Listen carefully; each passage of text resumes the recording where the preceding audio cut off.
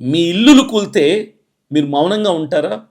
ప్రభుత్వ భవనం కూలిపోతే మీరు ఊరుకుంటారా? ఊరుకోరు. కానీ పేదల ఇల్లు, మధ్యతరగతి కుటుంబాల ఇల్లు, సామాన్యుల ఇల్లు కూలిపోతే ఊరుకోకుండటం కాదు. మీరే దగ్గరుండి స్వయంగా చేయిస్తారు ఈ పనులన్నీ కూడా. ప్రతిపక్షాలైనా కనీసం మొహం చూపిస్తున్నారా? సంపూర్ణ మౌనాన్ని వహిస్తున్నారు వాళ్ళు కూడా. ప్రజలు నడి రోడ్డు మీదకొచ్చి ఇల్లులు కూల్చి గుండెలు బాదుకొని ఏడుస్తుంటే, ఈ నాయకులు, రాజకీయ నాయకులు మాత్రం ఏసీ గదుల్లో కూర్చొని ట్వీట్లు చేసుకుంటున్నారు. ట్వీట్లు. ఒక్కటి మాత్రం గుర్తుపెట్టుకోండి. ప్రతి రాజకీయ పార్టీ నాయకుడికి చెప్తున్నాను. జనసేన కావచ్చు, టీడీపీ కావచ్చు, బీజేపీ కావచ్చు. మీరు కూల్చేసింది ప్రజల ఇల్లు కాదు. ప్రజలు మీ మీద పెట్టుకున్న విశ్వాసాన్ని కూల్చేశారు. వాళ్ళ విశ్వాసం కూలిపోయింది ఈరోజు. ఒక్క క్షణం మీరు ఆలోచించండి.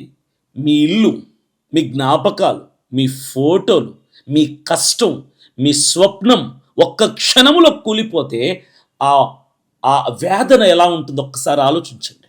ప్రజలు మిమ్మల్ని నమ్మి, గుర్తుపెట్టుకోండి, నమ్మి, మీరు నమ్మించితే నమ్మి ఓటేశారు.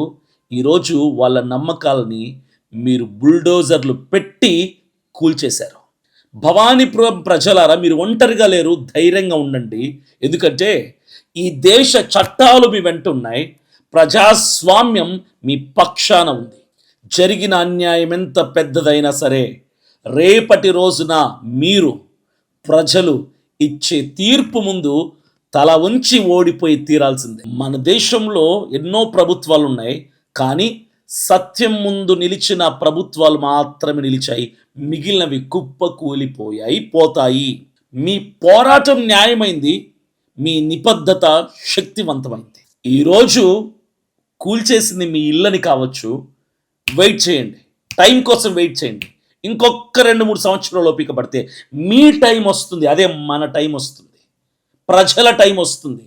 అప్పుడు ఓటు అనే బుల్డోజర్తో ఏ నాయకులు, ఏ ప్రభుత్వం అయితే మీ ఇళ్ళని కూల్చి రోడ్డు మీదకి తెచ్చారో అదే ఓటు అనే బుల్డోజర్తో వాళ్ళని కుప్ప కూల్చి నడి రోడ్డు మీదకి నిలబెట్టి నేల మట్టం చేయండి.